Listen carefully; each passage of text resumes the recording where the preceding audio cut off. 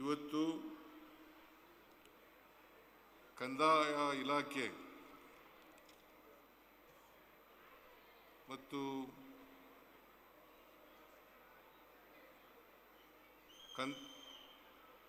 ಜಿಲ್ಲಾ ಆಡಳಿತ ಇವುಗಳ ಅಡಿಯಲ್ಲಿ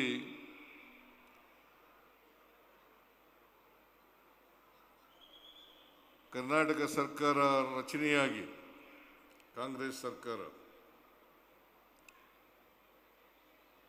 ಈ ಬಾರಿ 100 ದಿನಗಳನ್ನು ಪೂರೈಸಿದೆ.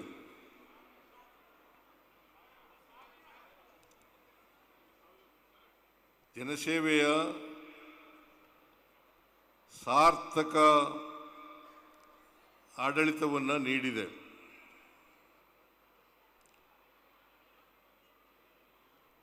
ಹಾಗೂ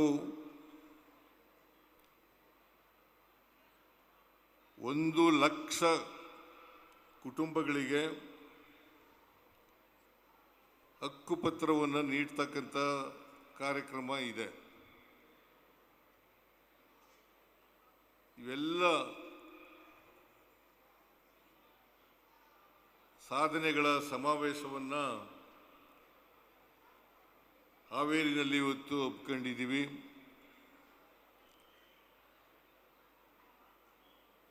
ನಾನು ಇಷ್ಟೊಂದು ದೊಡ್ಡ ಮಟ್ಟದಲ್ಲಿ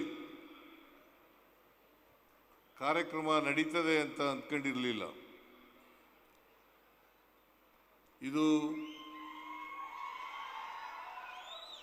ದೊಡ್ಡ ಸಮಾವೇಶ. ಈ ಸಮಾವೇಶವನ್ನು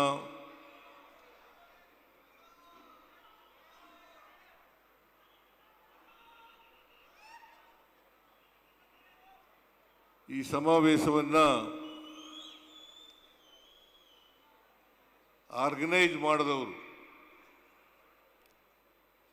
ಶ್ರೀ ಕೃಷ್ಣ ಬೈರೇಗೌಡ ಮತ್ತು ಶಿವಾನಂದ ಪಾಟೀಲ್ ಮತ್ತು ಜಿಲ್ಲೆಯ ಮತ್ತು ಬೇರೆ ಬೇರೆ ಜಿಲ್ಲೆಗಳ ಪಕ್ಕದ ಜಿಲ್ಲೆಗಳ ಶಾಸಕರುಗಳು ಮತ್ತು ಜಿಲ್ಲಾ ಮಂತ್ರಿಗಳು ಅವರಿಗೆಲ್ಲರಿಗೂ ಕೂಡ ಸರ್ಕಾರದ ವತಿಯಿಂದ ಧನ್ಯವಾದಗಳನ್ನು ಹೇಳಲಿಕ್ಕೆ ಬಯಸ್ತಾ ಇದ್ದೇನೆ.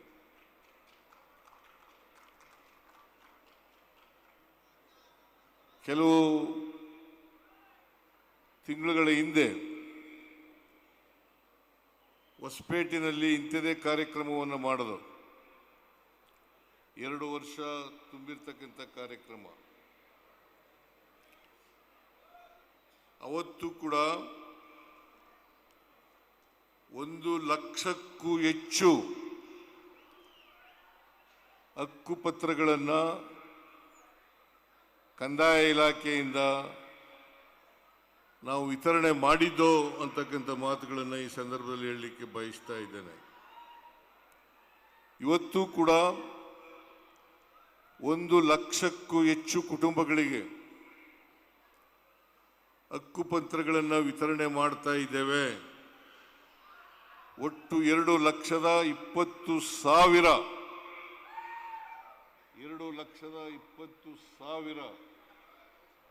ಹಕ್ಕುಪತ್ರಗಳನ್ನು ವಿತರಿಸ್ತಾ ಇದ್ದೇವೆ ಅಂತಕ್ಕಂಥ ಮಾತುಗಳನ್ನು ಈ ಸಂದರ್ಭದಲ್ಲಿ ಹೇಳಲಿಕ್ಕೆ ಅತ್ಯಂತ ಹೆಮ್ಮೆ ಆಗ್ತಾ ಇದೆ ಅಂತಕ್ಕಂಥ ಮಾತುಗಳನ್ನು ಹೇಳಲಿಕ್ಕೆ ಬಯಸ್ತಾ ಇದ್ದೇನೆ.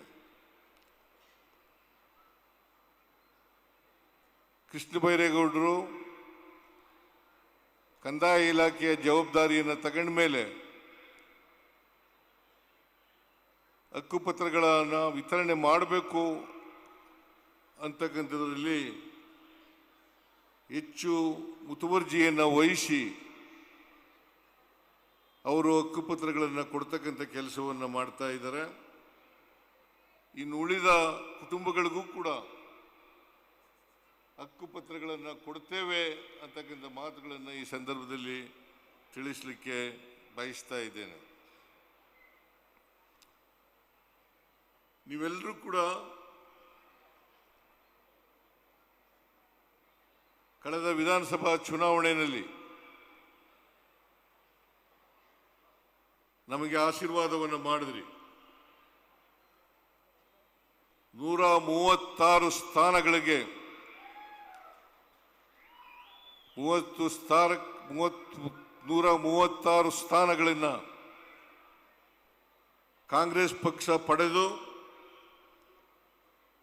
ಇವತ್ತು ಅಧಿಕಾರದಲ್ಲಿ ಇದೆ ಅಂತಕ್ಕಂಥ ಮಾತುಗಳನ್ನು ಹೇಳಲಿಕ್ಕೆ ಬಯಸ್ತಾ ಇದ್ದೇನೆ. ನಾವು 20/5/2023 ಅಧಿಕಾರಕ್ಕೆ ಬಂದು 20/5/2023 ಈಗಾಗಲೇ 2 ವರ್ಷ 9 ತಿಂಗಳಾಗ್ತಾ ಬಂದಿದೆ. 20ನೇ ತಾರೀಕಾದರೆ 9 ತಿಂಗಳಾಗ್ತಾ ಹೋಯ್ತು ಆಗುತ್ತೆ. ಈ 2 ವರ್ಷ 9 ತಿಂಗಳಲ್ಲಿ ನಾವು ಏನು ಮಾತು ಕೊಟ್ಟಿದ್ದೋ ಚುನಾವಣಾ ಸಂದರ್ಭದಲ್ಲಿ ಆ ಮಾತುಗಳನ್ನು ಈಡೇರಿಸ್ತಕ್ಕಂಥ ಪ್ರಾಮಾಣಿಕ ಪ್ರಯತ್ನವನ್ನು ಮಾಡ್ತಾ ಇದ್ದೇವೆ ಅಂತ ಹೇಳಿದ್ರೆ ಅದು ಅತಿಶಯೋಕ್ತಿ ಆಗಲಾರದು ಅಂತಕ್ಕಂಥ ಮಾತುಗಳನ್ನು ಹೇಳಲಿಕ್ಕೆ ನಾನು ಇಚ್ಛೆ ಪಡ್ತಾ ಇದ್ದೇನೆ. ನಾವು 590 ಭರವಸೆಗಳನ್ನು ಚುನಾವಣಾ ಪೂರ್ವದಲ್ಲಿ ಕೊಟ್ಟಿದ್ದು.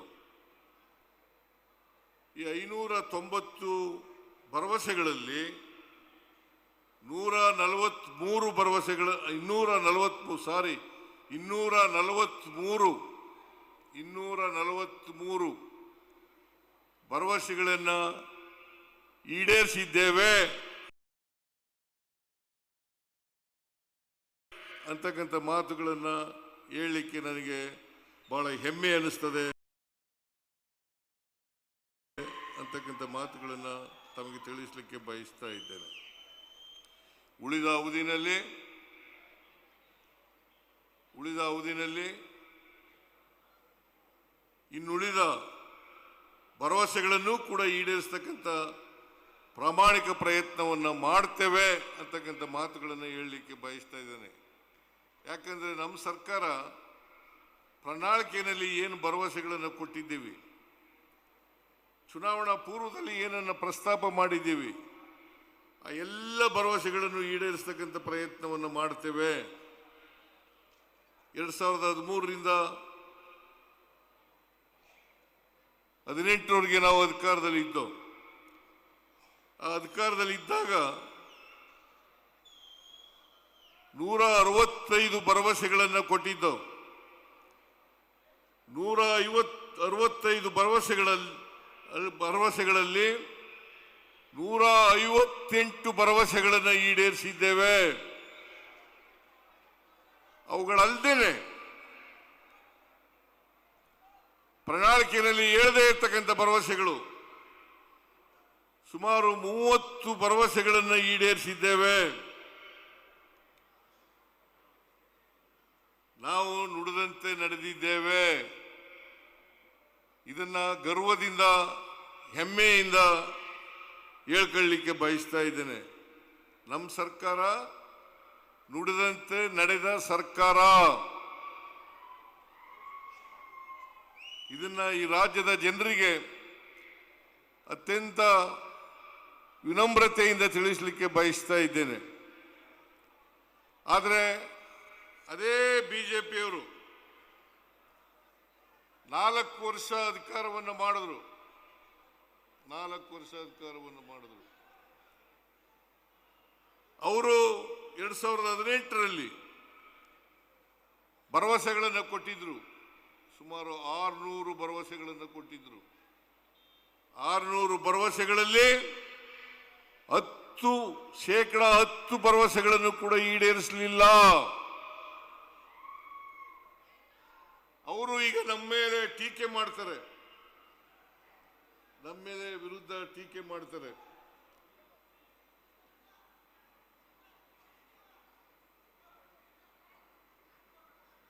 ಸಿದ್ದರಾಮಯ್ಯನವರ ಸರ್ಕಾರದಲ್ಲಿ, ಕಾಂಗ್ರೆಸ್ ಸರ್ಕಾರದಲ್ಲಿ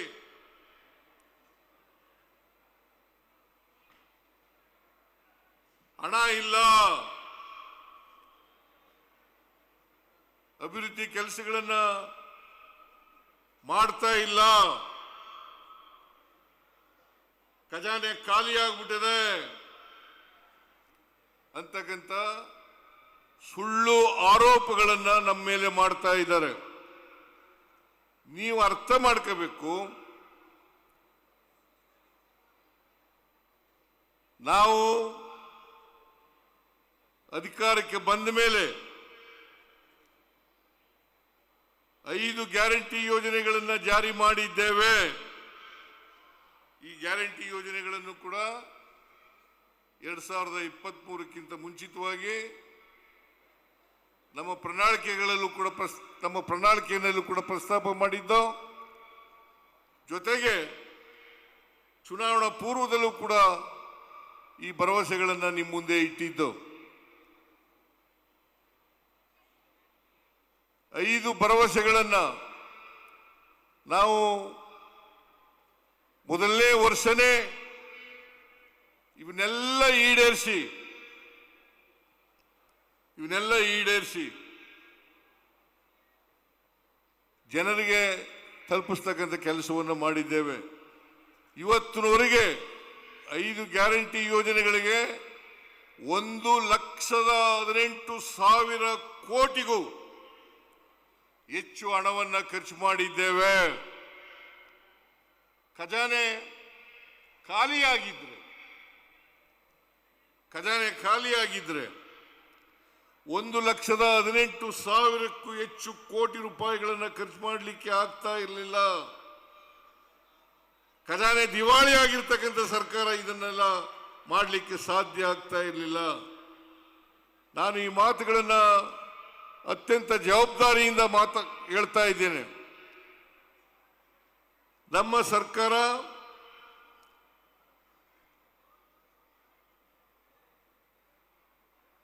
ಈ ಗ್ಯಾರಂಟಿ ಯೋಜನೆಗಳನ್ನು ಜಾರಿ ಮಾಡಿದ ಮೇಲೆ ಅನೇಕ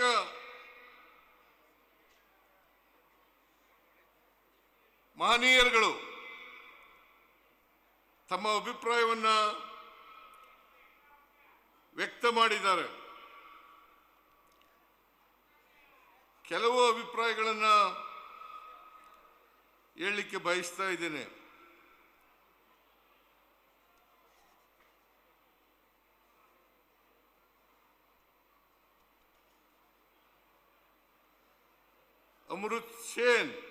ಅಮರ್ತ್ಯ ಸೇನ್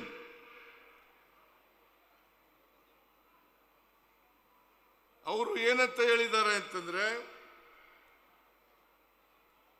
ಕಲ್ಯಾಣ ಅರ್ಥಶಾಸ್ತ್ರಕ್ಕೆ ಕೊಡುಗೆಗಳು ಕುರಿತು ಸಂಶೋಧನೆ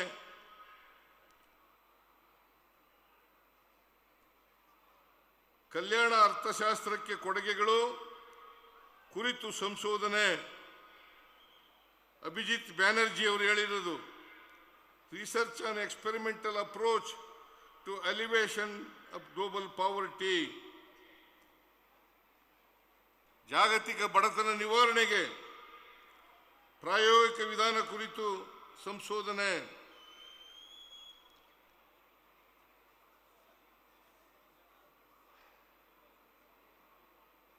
ಆಮೇಲೆ ಮುಂದೆ ಹೋಗಿ ಒಂದು ಹೆಜ್ಜೆ ಮುಂದೆ ಹೋಗಿ ಹೇಳ್ತಾರೆ, ರಾಜ್ಯದಲ್ಲಿ ಖರೀದಿ ಸಾಮರ್ಥ್ಯ ಹೆಚ್ಚಾದಾಗ ಉತ್ಪಾದನಾ ಸಾಮರ್ಥ್ಯವು ಹೆಚ್ಚಾಗುತ್ತದೆ.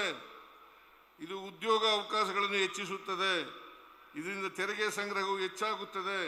ಇದು ರಾಜ್ಯದ ಒಟ್ಟಾರೆ ಆರ್ಥಿಕ ಚಟುವಟಿಕೆಯನ್ನು ಉತ್ತೇಜಿಸುತ್ತದೆ.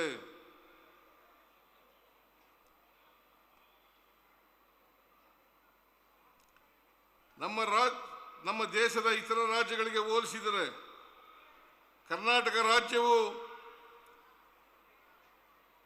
ಜಿಡಿಪಿನಲ್ಲಿ 1ನೇ ಸ್ಥಾನದಲ್ಲಿದೆ ಎಂದು ವರದಿಯಾಗಿದೆ. ಗ್ಯಾರಂಟಿಗಳು ಬಲವಾದ ಆರ್ಥಿಕ ಕಾರ್ಯಕ್ಷಮತೆಯನ್ನು ಖಚಿತಪಡಿಸುತ್ತವೆ. ಬೆಂಗಳೂರು ವಿಶ್ವವಿದ್ಯಾಲಯದ ಹಾಗೂ Indian institute of public administration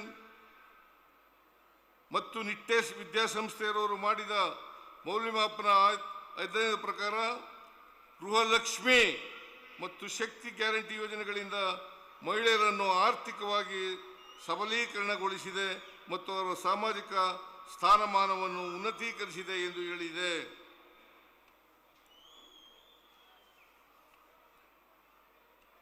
Hindu ಪತ್ರಿಕೆಯವರು bus right to equality, the wheels of change in Karnataka, ಇದು ಹಿಂದೂನವರು ಹೇಳಿರ್ತಕ್ಕಂಥದ್ದು. ಟೈಮ್ಸ್ ಆಫ್ ಇಂಡಿಯಾದವರು ಹೇಳಿರ್ತಕ್ಕಂಥದ್ದು. ಅವರು rations trial found a 10 kg food basket really helped risk of TB death reduced by 60% with weight gain of 5%. Prajavani ಪತ್ರಿಕೆಯವರು ಹೇಳಿರೋದು ಶಕ್ತಿ ಯೋಜನೆ ಮಹಿಳೆಯರ ಸಬಲೀಕರಣಕ್ಕೆ ತುಂಬಿದ ಬಲ.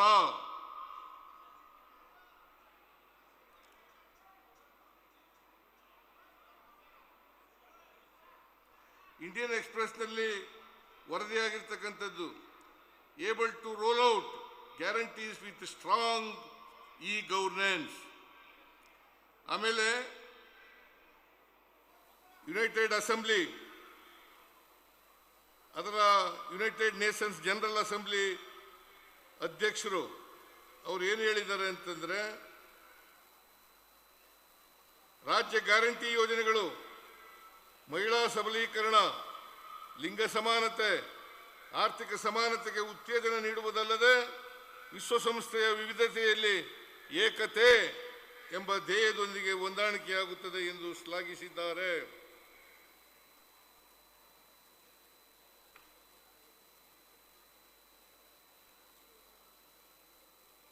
ಇವತ್ತು ನಾನು ಇದನ್ನೆಲ್ಲ ಯಾಕೆ ಹೇಳ್ತಾ ಇದ್ದೀನಿ ಅಂತಂದ್ರೆ, ಈ ಯೋಜನೆಗಳು ಯಾವ ಗ್ಯಾರಂಟಿ ಯೋಜನೆಗಳಿದ್ದಾವಲ್ಲ, ಇವು ವಿಶ್ವ ಮಾನ್ಯತೆಯನ್ನು ಪಡೆದಿರ್ತಕ್ಕಂಥ ಯೋಜನೆಗಳು. ಯಾರು ವಿರೋಧ ಮಾಡ್ತಾ ಇದ್ರು ಈ ಯೋಜನೆಗಳನ್ನು, ಗ್ಯಾರಂಟಿ ಯೋಜನೆಗಳನ್ನು,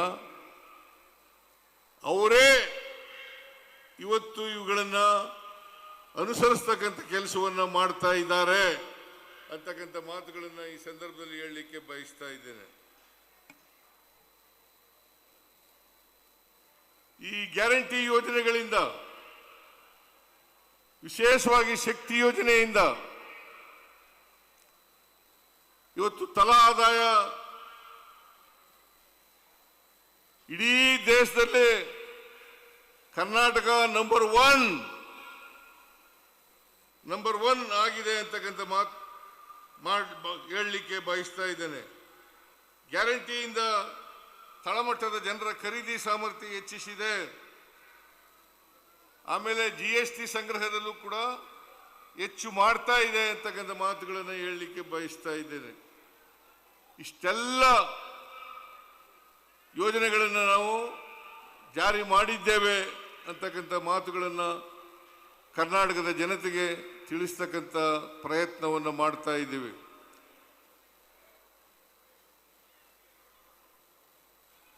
ಜೊತೆಗೆ ಕರ್ನಾಟಕ ರಾಜ್ಯ ಕೇಂದ್ರಕ್ಕೆ ತೆರಿಗೆಯನ್ನು ಕೊಡ್ತಕ್ಕಂಥದ್ದು ಸುಮಾರು 4.5 ಲಕ್ಷ ಕೋಟಿಗೂ ಹೆಚ್ಚು, 4.5 ಲಕ್ಷ ಕೋಟಿಗೂ ಹೆಚ್ಚು ನಾವು ತೆರಿಗೆಯನ್ನು ಕೊಡ್ತಾ ಇದ್ದೀವಿ. ಆದರೆ ನಮಗೆ ಬರ್ತಕ್ಕಂಥದ್ದು ಕೇವಲ 60,000 ಕೋಟಿ ರೂಪಾಯಿಗಳು ಮಾತ್ರ. 100 ರೂಪಾಯಿ ತೆರಿಗೆಯನ್ನು ನಾವು ಕೊಟ್ಟರೆ ನಮಗೆ ವಾಪಸ್ ಬರ್ತಕ್ಕಂಥದ್ದು ಕೇವಲ 13 ರೂಪಾಯಿ, 14 ರೂಪಾಯಿಗಳು ಮಾತ್ರ. ಇದನ್ನ ನಮ್ಮ ರಾಜ್ಯದಿಂದ ಆಯ್ಕೆಯಾಗಿರ್ತಕ್ಕಂಥ ಬಿಜೆಪಿ ಲೋಕಸಭಾ ಸದಸ್ಯರು ಯಾರು ಕೂಡ ಇವತ್ತಿನವರೆಗೆ ಪಿಟಿಪಟ ಅಂದಿಲ್ಲ. ಅಷ್ಟೇ ಯಾಕೆ, ಬಸವರಾಜ ಬೊಮ್ಮಾಯಿ ಮಾಜಿ ಮುಖ್ಯಮಂತ್ರಿಗಳು, ಈಗ ಲೋಕಸಭಾ ಸದಸ್ಯರು, ಅವರು 2023-24ರಲ್ಲಿ ಬಜೆಟ್ ಅನ್ನು ಮಂಡಿಸಿದ್ರು. ಆ ಬಜೆಟ್ನಲ್ಲಿ ಹೇಳಿದ್ರು, ಕೇಂದ್ರ ಸರ್ಕಾರ ಅಪ್ಪರ್ ಭದ್ರಾ ನೀರಾವರಿ ಯೋಜನೆಗೆ 5,300 ಕೋಟಿ ರೂಪಾಯಿಗಳನ್ನು ಕೊಡುತ್ತದೆ. 5,300 ಕೋಟಿ ರೂಪಾಯಿಗಳನ್ನು ಕೊಡುತ್ತದೆ. ಈ ಯೋಜನೆಯನ್ನ ರಾಷ್ಟ್ರೀಯ ಯೋಜನೆಯನ್ನಾಗಿ ಮಾಡಬೇಕು ಅಂತ ಹೇಳಿದ್ರು. ಅವರು ಕೂಡ ಇವತ್ತಿನವರೆಗೆ ಬಾಯಿ ಬಿಟ್ಟಿಲ್ಲ. ಶ್ರೀಮತಿ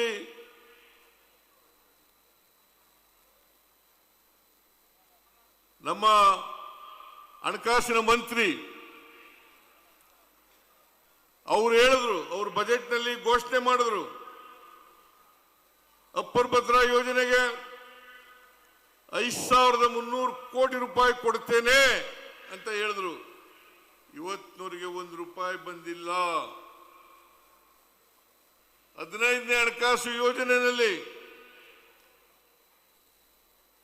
ನಮಗೆ ಟ್ಯಾಕ್ಸ್ ಡೆವಲ್ಯೂಷನ್ ನಲ್ಲಿ ಕಡಿಮೆ ಆಯಿತು ಅಂತೇಳಿ ವಿಶೇಷ ಅನುದಾನವನ್ನು ಕೊಟ್ಟರು, ಶಿಫಾರಸು ಮಾಡಿದ್ರು.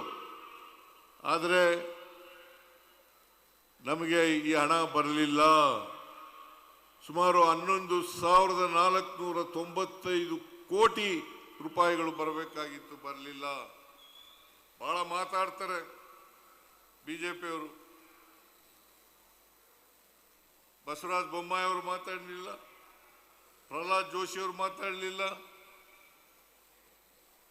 ಜಗದೀಶ್ ಶೆಟ್ಟರ್ ಮಾತಾಡಲಿಲ್ಲ.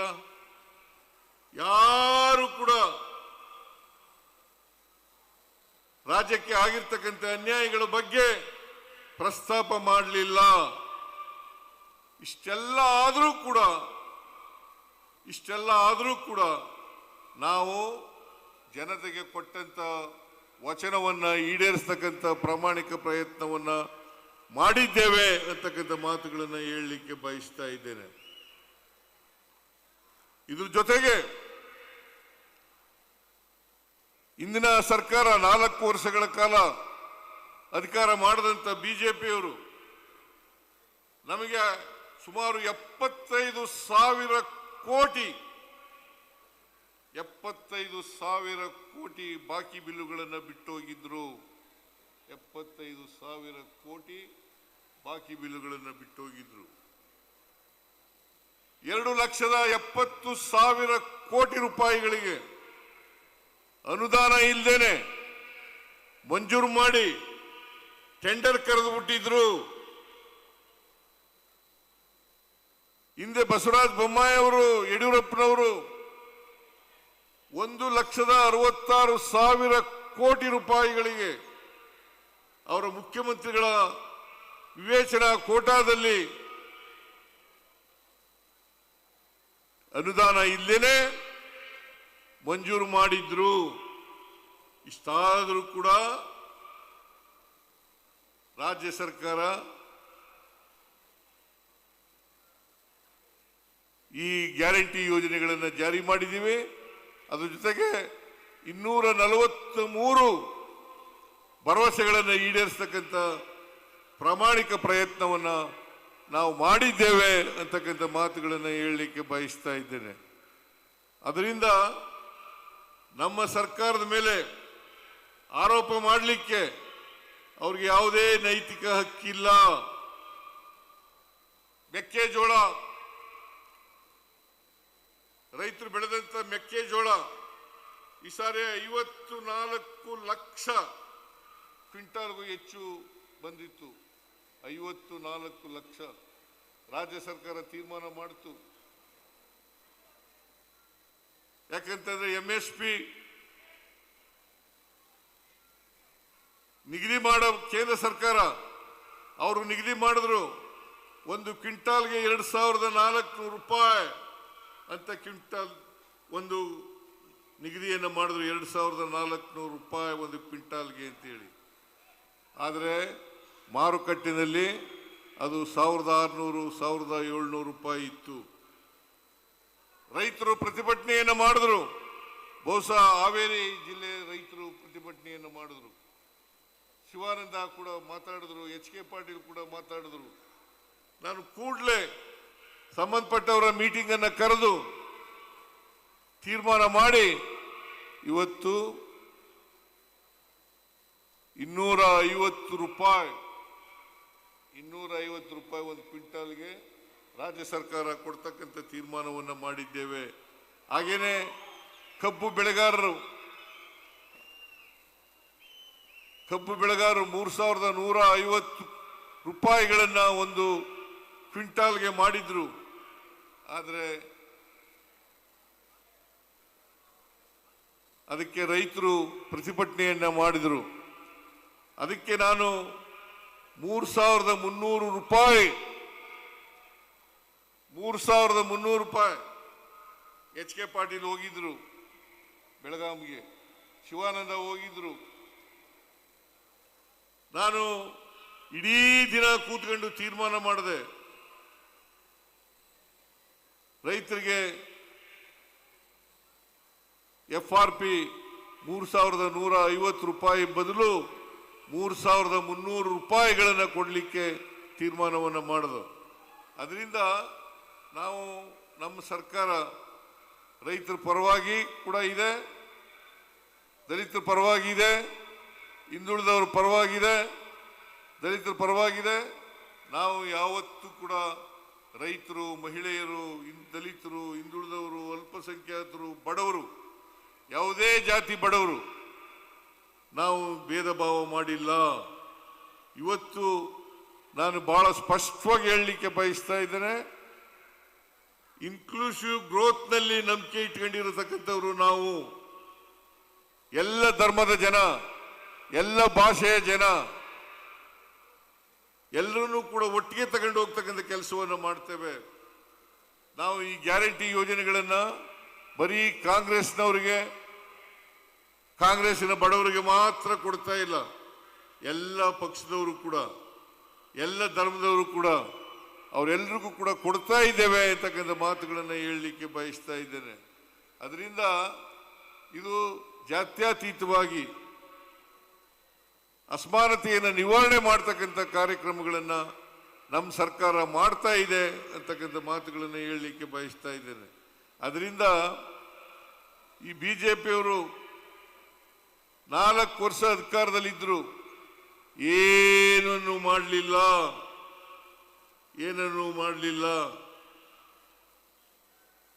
ಅವರು ಇವತ್ತು ನಮ್ಮ ಮೇಲೆ ಟೀಕೆಗಳನ್ನು ಮಾಡ್ತಕ್ಕಂಥದ್ದು, ಜನರನ್ನ ತಪ್ಪುದಾರಿಗೆಳಿತಕ್ಕಂಥ ಪ್ರಯತ್ನವನ್ನು ಮಾಡ್ತಾ ಇರತಕ್ಕಂಥದ್ದು ಖಂಡನೀಯ ಅಂತಕ್ಕಂಥ ಮಾತುಗಳನ್ನು ಈ ಸಂದರ್ಭದಲ್ಲಿ ಹೇಳಲಿಕ್ಕೆ ಬಯಸ್ತಾ ಇದ್ದೇನೆ. ಅದರಿಂದ ಮಾನ್ಯ ಜನರು ಬಿಜೆಪಿಯವರು ಆಡ್ತಕ್ಕಂಥ ಮಾತುಗಳನ್ನು ತಾವು ಗಂಭೀರವಾಗಿ ತಗೊಳ್ಬೇಕಾದಂಥ ಅಗತ್ಯ ಇಲ್ಲ ಅಂತಕ್ಕಂಥ ಮಾತುಗಳನ್ನು ಈ ಸಂದರ್ಭದಲ್ಲಿ ಹೇಳಲಿಕ್ಕೆ ಬಯಸ್ತಾ ಇದ್ದೇನೆ. ಅದರಿಂದ ನಾನು ಅನೇಕ ನಮ್ಮ ಸರ್ಕಾರ ಮಾಡಿರ್ತಕ್ಕಂಥ ಎಲ್ಲ ಕಾರ್ಯಕ್ರಮಗಳನ್ನು ಪ್ರಸ್ತಾಪ ಮಾಡಲಿಕ್ಕೆ ಹೋಗಲ್ಲ. ಪ್ರಸ್ತಾಪ ಮಾಡಿದ್ರೆ ಒಂದು ದಿನ ಬೇಕಾಗ್ತದೆ, ಅಷ್ಟು ಕೆಲಸಗಳನ್ನು ನಾವು ಮಾಡಿದ್ದೇವೆ ಅಂತಕ್ಕಂಥ ಮಾತುಗಳನ್ನು ಈ ಸಂದರ್ಭದಲ್ಲಿ ಹೇಳ್ತಾ, ಇವತ್ತು ಹಾವೇರಿನಲ್ಲಿ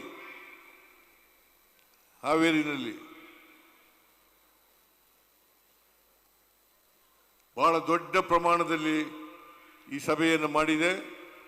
ಸುಮಾರು ನಿನ್ನೆಗೆ 1,000 ದಿನ ಆಯಿತು.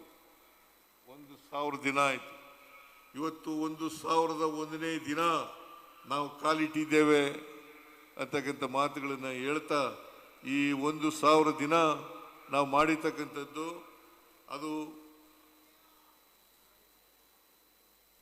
ಈ ಸಾಧನಾ ಸಮಾವೇಶ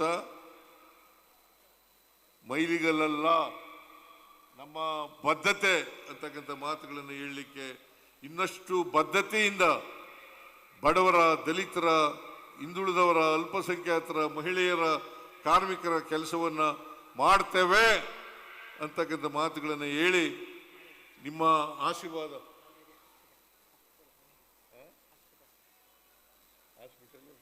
ಏನ್ ಮಾಡಬೇಕು?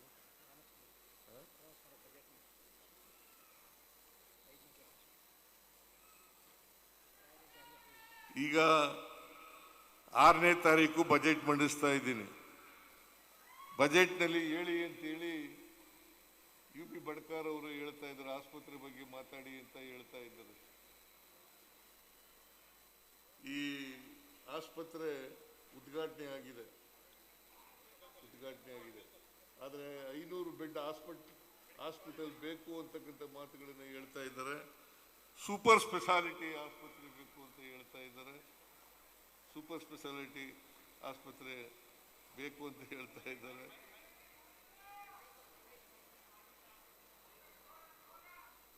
ರಾಜ್ಯ ಸರ್ಕಾರ, ಕೇಂದ್ರ ಸರ್ಕಾರ ರಾಜ್ಯಕ್ಕೆ ಬಹಳ ಅನ್ಯಾಯ ಮಾಡಿದೆ. GST ಕಲೆಕ್ಷನ್ ಕೂಡ ನಮಗೆ ಇದ್ದಕ್ಕಿದ್ದಾಗಲೇ ಕಡಿಮೆ ಮಾಡಿಬಿಟ್ರು ಅವರು GSTನ. ಅದರಿಂದ ಸುಮಾರು 12ರಿಂದ 15 ಸಾವಿರ ಕೋಟಿ ವರ್ಷಕ್ಕೆ ನಷ್ಟ ಆಯಿತು. ನಮಗೆ ಬರಬೇಕಾಗಿರ್ತಕ್ಕಂಥ ಹಣ ಕೊಟ್ಟಿಲ್ಲ. JJMನಲ್ಲಿ ಸುಮಾರು 15,000 ಕೋಟಿ ಬಾಕಿ ಬರಬೇಕು. ಅದನ್ನು ಕೊಟ್ಟರೆ ನಮ್ಮ ಅನೇಕ ಅಭಿವೃದ್ಧಿ ಕೆಲಸಗಳಿಗೆ ಅದನ್ನು ಉಪಯೋಗಿಸಿಕೊಳ್ಳಲಿಕ್ಕೆ ಸಾಧ್ಯ ಆಗ್ತದೆ ಅಂತಕ್ಕಂಥ ಮಾತುಗಳನ್ನು ಈ ಸಂದರ್ಭದಲ್ಲಿ ಹೇಳಿ,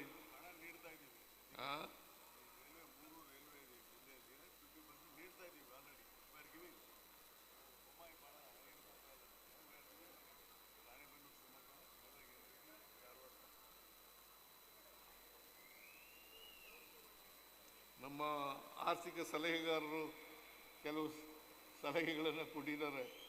ಅವರು ಬಜೆಟ್ ಮಂಡಿಸುವಾಗಿರೋದ್ರಿಂದ ನಾವು ಹಣಕಾಸಿನ ಪರಿಸ್ಥಿತಿಯನ್ನು ನೋಡಿಕೊಂಡು ಅವುಗಳ ಬಗ್ಗೆ ತೀರ್ಮಾನ ಮಾಡ್ತೇವೆ ಅಂತಕ್ಕಂಥ ಮಾತುಗಳನ್ನು ಈ ಸಂದರ್ಭದಲ್ಲಿ ಹೇಳ್ತಾ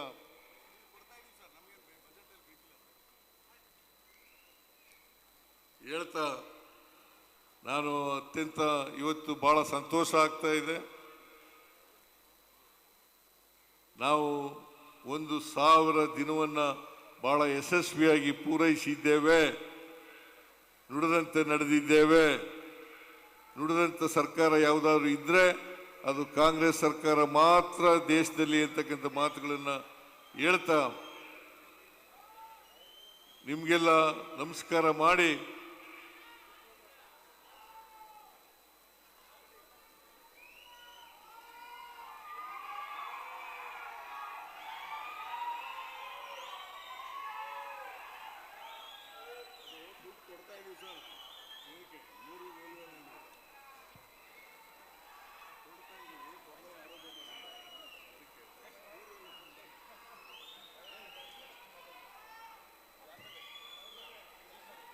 ನನ್ನ ಶಿಲ್ಪ ಬಹಳ ಚೆನ್ನಾಗಿ ಬಂದಿದೆ.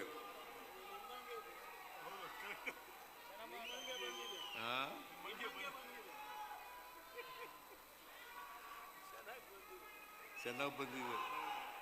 ಅವ್ರು ಎಂತವರು?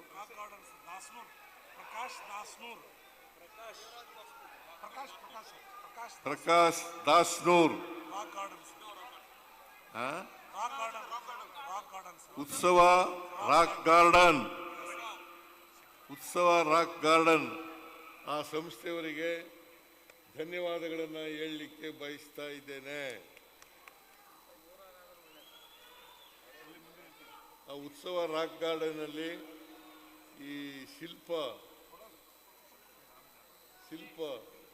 ಅಲ್ಲಿ ಪ್ರತಿಷ್ಠಾಪನೆ ಮಾಡ್ತಾರೆ ಅಂತಕ್ಕಂಥ ಮಾತುಗಳು ಬಹಳ ಸಂತೋಷವನ್ನು ಉಂಟು ಮಾಡಿದೆ ಅಂತಕ್ಕಂಥ ಮಾತುಗಳನ್ನು ಹೇಳ್ತಾ ಬಹುಶಃ ನಾನೇ ನಿಂತಿದ್ದೀನಿ ಅಂತ ಅನಿಸುತ್ತೆ. ಅಲ್ಲಿ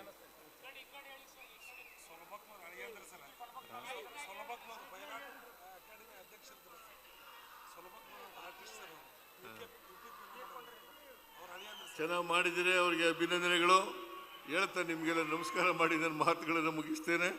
ಜೈ ಹಿಂದ್, ಜೈ ಕರ್ನಾಟಕ, ಜೈ ಸಂವಿಧಾನ್. ನ್ಯೂಸ್ ಫಸ್ಟ್ ನಿರ್ಭೀತಿಯಿಂದ ನಿಮ್ಮ ಪರವಾಗಿ.